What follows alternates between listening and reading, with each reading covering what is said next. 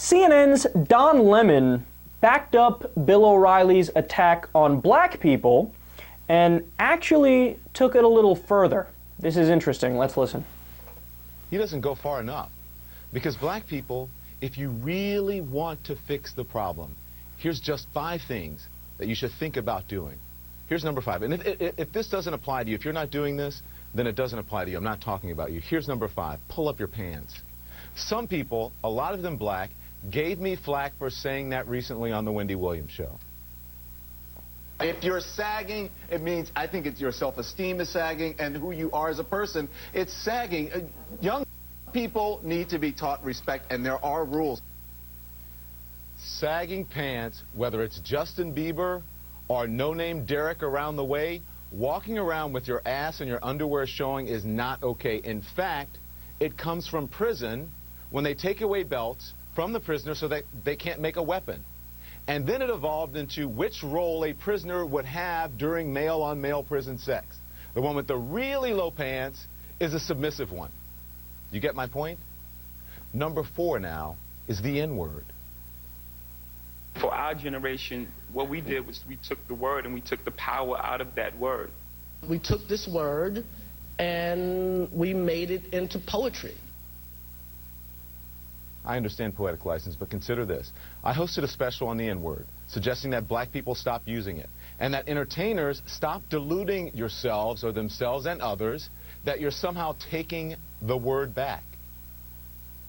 By promoting the use of that word when it's not germane to the conversation, have you ever considered that you may just be perpetuating the stereotype the master intended, acting like a nigger?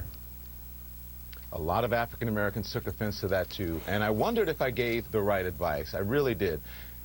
But confirmation came the very next day on my way home when I exited the subway on 125th Street in Harlem.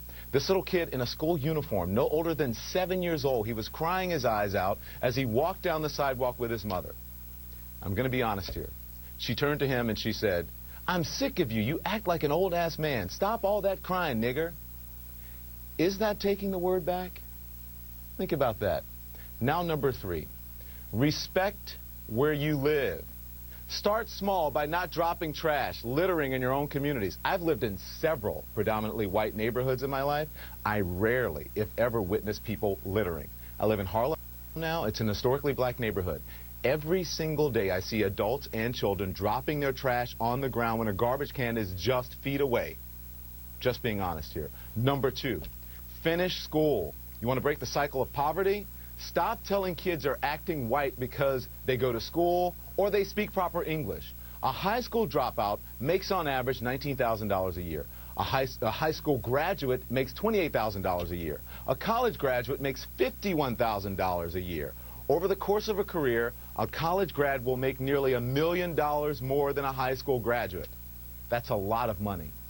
And number 1, and probably the most important, just because you can have a baby, it doesn't mean you should, especially without planning for one or getting married first. More than 72% of children in the African American community are born out of wedlock. That means absent fathers. And the studies show that lack of a male role model is an express train right to prison. All right, so let's go point by point here. I'd say overall there's one thing that he's wrong about, one thing that he's right about, and 3 things that he's half right and half wrong. So first of all, would it be beneficial for anybody, black or white or whatever, to pull up their pants? And what I mean by that is beneficial in terms of getting a job, fitting into the established system, and things like that. Of course it would be, but nobody's arguing for people to keep their pants down, so I don't know who you're arguing against. That's a moot point. But you're missing the point. See, to me, when I hear something like that, that's like criticizing the furniture on the Titanic deck being out of place as the ship sinks. And I'll explain further about that in a second.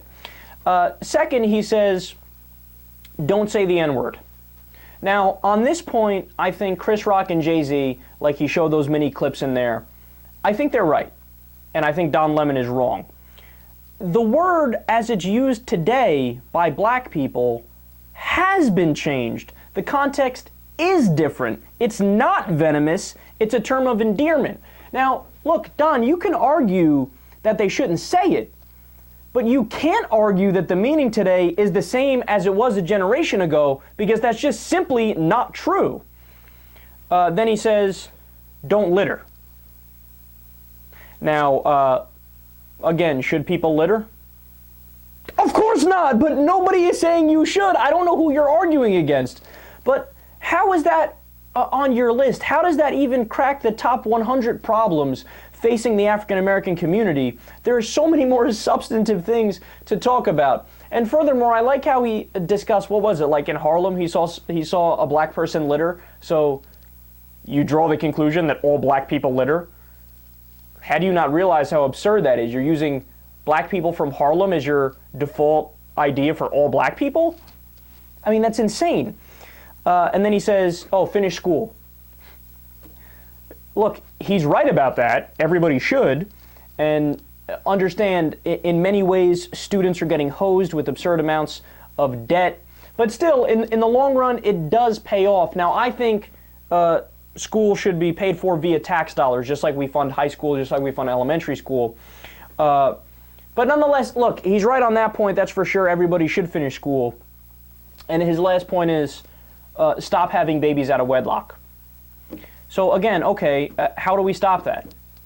Through comprehensive sex education, increased access to family planning, condoms and the pill being widely available and widely pushed, all things that progressives are pushing for, while conservatives like Bill O'Reilly, who love to criticize black people all day long, they are standing in the way of the solution when we know what the solution is, but they don't want to help with this solution. They just want to stand there and chastise black people all day.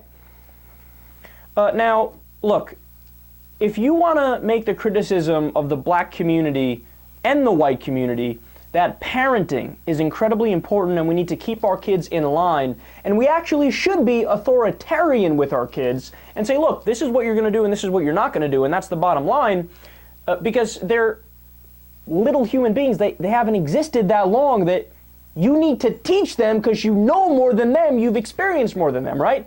If you want to make that point, I completely agree, and I think that's completely fair. But outside of that, the rest of the criticisms are a distraction from systematic problems. So for example, medical bills are the #1 cause of bankruptcy in the United States. The middle class has lost $4,000 on average from the year 2000 until today. 75% of Americans are living paycheck to paycheck. More people are slipping into poverty. Our education system is broken and too expensive. And when you look at specific things that affect the black community, so for example, black people and white people use drugs at the same rate, but black people are 4 times more likely to get arrested. When it comes to a capital offense, a black man and a white man commit the same crime, the black guy is more likely to get the death penalty. When it comes to economic opportunity, if you have a traditional, this is all studies, a traditional black name on a resume, traditional white name, everything else the same, they pick the white name every time. They don't pay attention to the black name. When there was a study from eBay where a black hand holds an iPod and a white hand holds an iPod, all information, the rest is the same, everybody goes to the white hand, they don't go to the black hand. See, these are actual problems facing the African American community, and more than just the African American community, facing everybody, right? And my main point is that if you want to criticize and nitpick certain cultural issues, that's fine. But the criticisms are hardly valid and much less substantive unless and until we take care of these bigger issues which drive most of those problems in the first place.